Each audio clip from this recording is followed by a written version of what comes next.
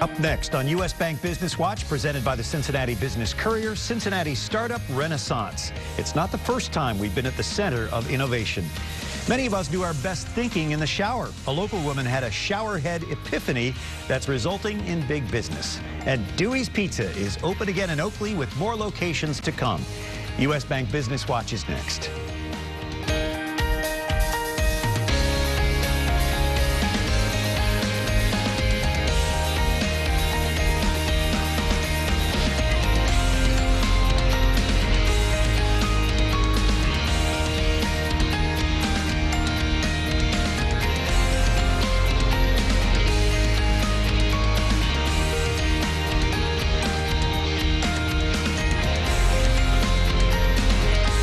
Good morning. Welcome to U.S. Bank Business Watch. I'm Brian Patrick. On the Business Courier front page centerpiece this week, an oral history. Cincinnati is in the midst of a startup renaissance. We're being recognized by national media like Entrepreneur Magazine and CNN Money as a hotbed of startup activity.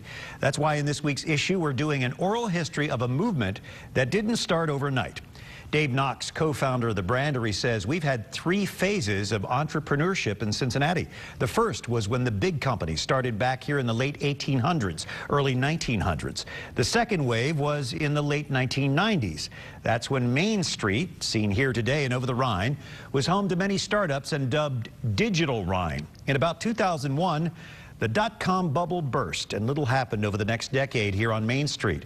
But now that's all changed in today's current third wave of entrepreneurship. And it's hard to keep up with all the names and faces in the startup ecosystem. So, how did we get there?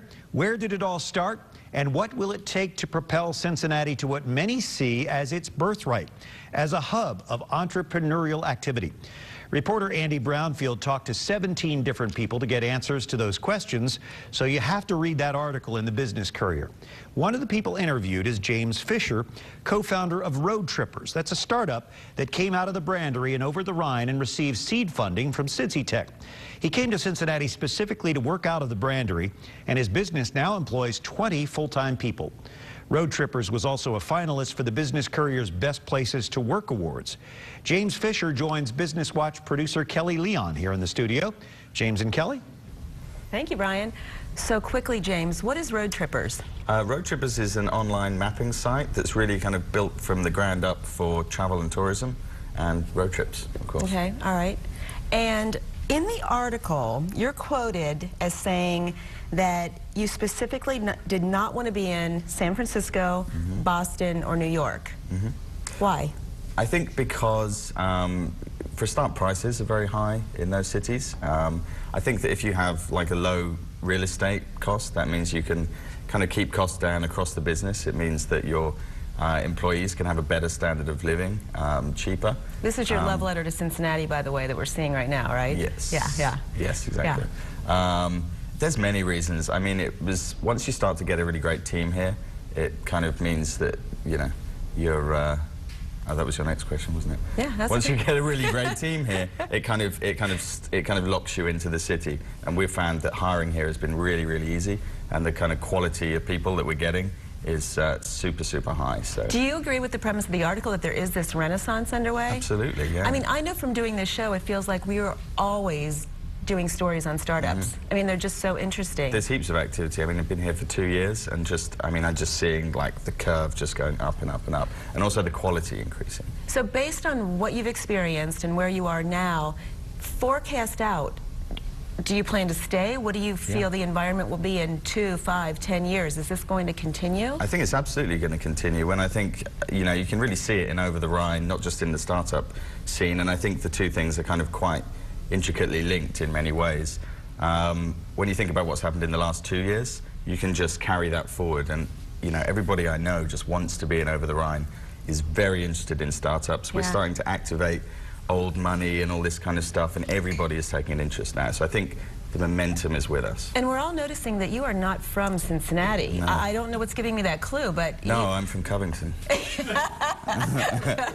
I'm from England. You're from England, so you came here. And we have to send it back to Brian, but you are expecting a baby next week. I am, yes, so we are. A little My co-founder Cincinnatian. and wife. So you are here. You're putting down the roots. Little with Bruce. Little Bruce, Emerson Fisher, made in Ohio. Awesome. Congratulations. Thank you. Best of luck with baby Bruce, with your business. Thank you very much. And Brian, back to you. All right, Kelly and James, you're going to have to learn how to say hooday. Hooday. Some of the best startup ideas come to entrepreneurs in unconventional places, like in the shower. Carrie Dunkey Jacobs says she had an epiphany in the shower that resulted in a product that adjusts water pressure. Under the company name Intelligent Green Products, she created the Epiphany. This is a high-tech sensor that fits between the shower arm and the shower head. The Epiphany is completely automatic. It fits between the feed tube, the shower arm that comes out of the wall of your shower, and your existing shower head. And what it does is it intuitively knows, by the patent sensor technology that we have, it knows where you are in proximity to that shower head. Stand underneath the shower head, what we call in the zone, you get full flow. You naturally step back to lather, shampoo, or shave, and the flow dials back automatically. Dunkey Jacobs and her husband Robert have been working on the Epiphany for 4 years, largely relying on private investors. She says the Epiphany device can save 40% on water and the energy it takes to heat that water, and expects residential units to retail for about $189. Lowe's plans to stock the Epiphany in 100 to 150 stores, beginning with the second quarter of next year. Over the last 15 years, Andrew DeWitt has grown Dewey's Pizza from a single restaurant to a $30 million pizza slinging organization with 17 locations. DeWitt is the founder and CEO. He said he never set out to build a chain of neighborhood pizza joints, and it still amazes him today when he thinks about the nearly 700 employees who work for him. Very focused on organizational development, talking a lot about people, and it's funny, I'm in the pizza business, but you wouldn't think we were in the pizza business if you sat into our discussions. It's really all about people and hiring and training and developing. We caught up with DeWitt at the newly remodeled Original Dewey's in Oakley. He said he's looking at Beachmont Avenue, the West Side, and maybe downtown for future locations. The Tri-State's newest gambling establishment is expected to open in December. Operators of this racino obtained the license of Lebanon Raceway and are moving that track from the fairgrounds to the gaming grounds. The $175 million facility will reportedly employ 1,000 construction workers and will have more than 500 permanent employees. Owner estimates more than $25 or $24 million a year will be pumped into local communities. The facility will include a harness track, but the heart of the facility is the 1,600 video slot machines. We have a tremendous amount of video product. All these columns are going to have video screens on them. We have video screens all the way around this bar. In the middle, we're going to have a large screen that can drop down. When the racino opens, it will increase the number of slots in Greater Cincinnati by more than 20%. Another local racetrack is adding a racino and getting a new name. After nearly 80 years as River Downs, it will now be called Belterra Park. The owners, Pinnacle Entertainment, also own the Belterra Casino and Resort in southeast Indiana. Belterra Park will include 1,600 video lottery terminals as well as 6 restaurants. It is scheduled to open May 1st. A Cincinnati banking veteran is back in the business of running a bank. Jack Kuntz is the new CEO of Portsmouth-based American Savings Bank. He had worked at Cincinnati-based bank data processing firm Intrieve, Inc. for 22 years, including the last 5 as CEO. Before that firm was sold in 2005. Most recently, he was the chair and CEO of Blue Ash-based First Franklin Corp. for about a year before it was sold to Cheviot Financial back in 2011. The man at the helm of one of Northern Kentucky's largest employers is trying to help local businesses stay ahead of the information technology curve. Chris Froman is chief executive of Pomeroy. He's been at the IT industry for 32 years. Pomeroy has 3,200 employees, 2,800 of them technical workers who receive extensive training as part of their job. He said the areas of cloud computing, mobility, and social media are some of his industry's biggest challenges right now. So what is his favorite technology? I'm not much of a gadget guy, but the one I do like is the Garmin watch, you know, the golf watch. It'll give you the exact distance. I can't guarantee I'm ever going to hit it, but at least it gives me some confidence. Confidence is big in golf. Like so many of us, Froman says he is depending on the millennials to lead this industry into the future. Are you happy with your cell phone provider? Consumer advocate RootMetrics took a look at wireless providers and scored them for data, text, and call performance. The top 4 scorers in our area: AT&T scoring 96.5, Verizon 95.1, T-Mobile 80.2, and Sprint at 77.7. This report, by the way, did not include Cincinnati Bell Wireless. Up next on U.S. Bank Business Watch, some new places to eat in the city. One is open, one coming soon. And traveling by train, some new stats on its popularity.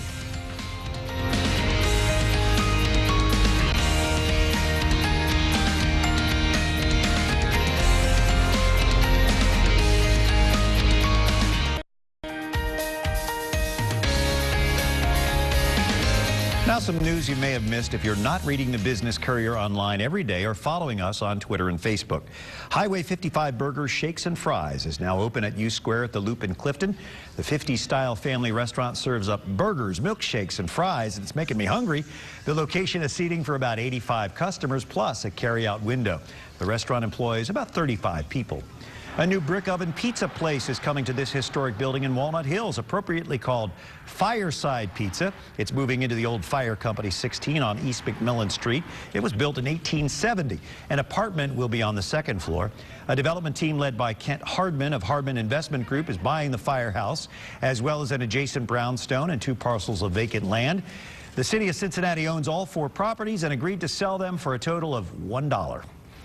Amtrak is on a roll. According to newly released data for fiscal year 2013, the National Railroad Passenger Corporation, better known as Amtrak, recorded a record-breaking year in terms of both ridership and revenue.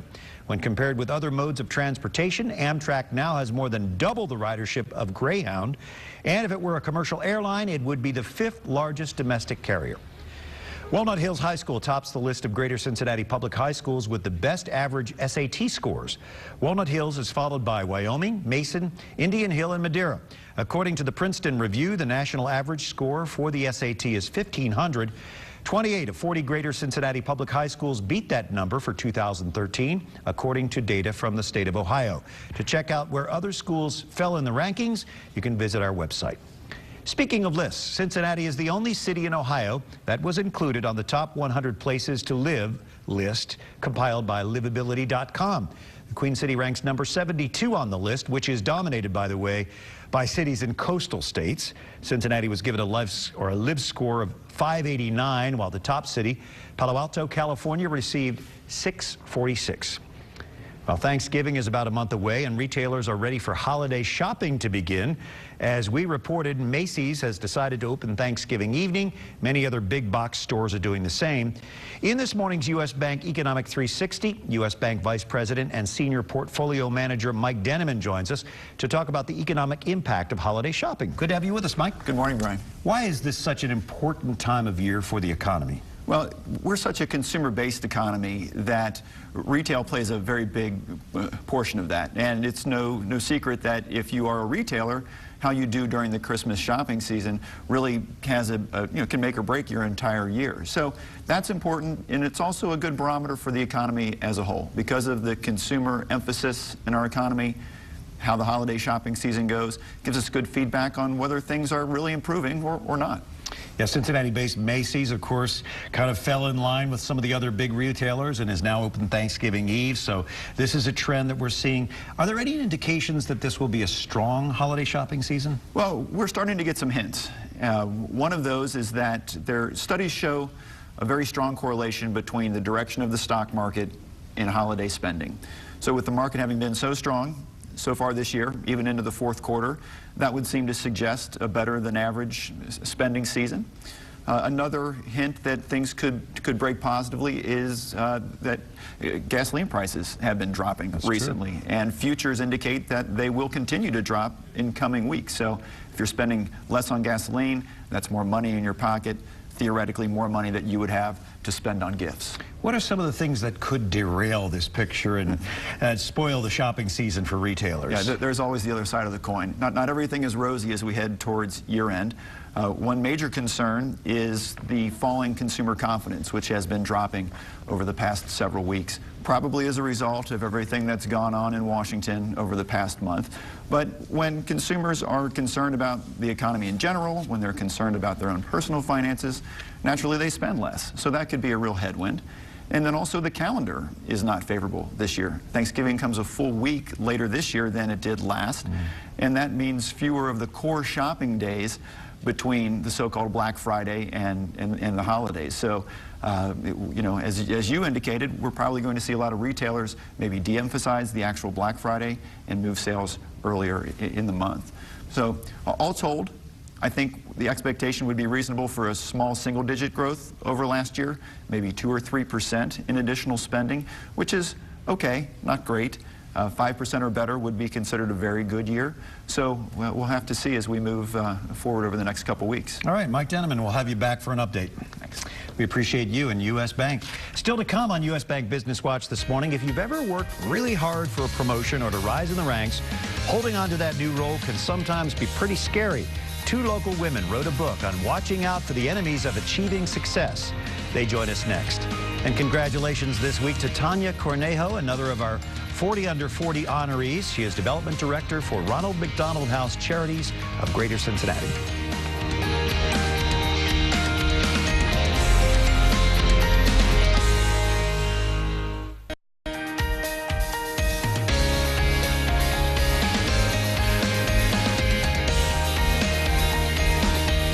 Thanks a lot for joining us this morning on U.S. Bank Business Watch. In our Business Insight, did you know 40% of executives fail in their new positions within the first 18 months? That's the claim of a book written by 2 local women who are partners in Leadership Acceleration, Inc. This is a company offering executive coaching, leadership development, and organizational effectiveness services. The book is called The Ascending Leader: Conquer the 7 Enemies of Success, a strategic guide for the newly promoted. Business Courier publisher Jamie Smith is in the studio with authors Diane Egbers and Karen Schenk. Jamie? Thanks, Brian. Ladies, thanks for being here today. I'm excited to talk to you guys about the book that you've just written. The theme of the book, I believe, is you're successful, you work hard, you climb the ladder, you get there, and then you let your fears and anxieties maybe bring you back down. Is that correct? That's correct, Jamie. Okay. Thanks for having us. Oh, thanks for being here. Can you talk a little bit, maybe like of a local example? You know, how could we take this book and put it into real life? Sure. We have a great local example right now in Brian Price. He just was promoted to manager of the Reds, having been the pitching coach. And this is his first opportunity to be a manager. So clearly he has stepped up into the role, and now it's time to perform. So conquering those enemies, being aware of what they may be, and then being able to overcome them is really key. Okay. Talk about the enemies and how they affect a position. Certainly, everyone has heard about the transition with Pope Francis, and one of the things that's been so unique is just his new vision, and it's gotten a lot of attention. And so one of the ways to overcome the enemies is to articulate a vision that's really compelling versus not articulating one. Also, he's done a great job of connecting with key stakeholders. You know, it's the first pope that has really established a council of cardinals to make sure that he's in touch with his constituencies around the world. Oh, excellent. Yeah. Excellent. Well, the book, yeah, obviously it's about a leader, but I guess anyone can read this book and take those elements away, right, and be more successful in their jobs? Certainly. Yeah. That's what we found, actually, is people who have read the book are coming to us and telling us, well, I wasn't actually newly promoted, but this is so applicable to my situation, and that they're finding strategies that they just hadn't thought of before and applying them now. Yeah. Well, I know you guys obviously have a lot of experience in executive leadership. What kind of research, or how do you, what do you do to come up to write a book like this?